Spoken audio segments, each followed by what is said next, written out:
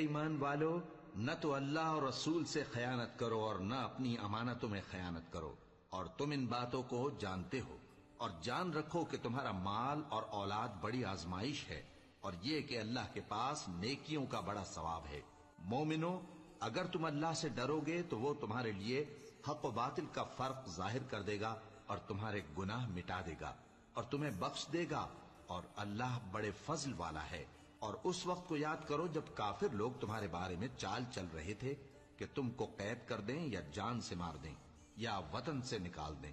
تو ادھر تو وہ چال چل رہے تھے اور ادھر اللہ تدبیر کر رہا تھا، اور اللہ بہترین تدبیر کرنے والا ہے۔ اور جب ان کو ہماری آیتیں پڑھ کر سنائی جاتی ہیں تو کہتے ہیں یہ کلام ہم نے سن لیا ہے، اگر ہم چاہیں تو اسی طرح کا کلام ہم بھی کہہ دیں، اور یہ ہے ہی کیا، صرف اگلے لوگوں کی حکایتیں ہیں۔ اور جب انہوں نے کہا کہ اے اللہ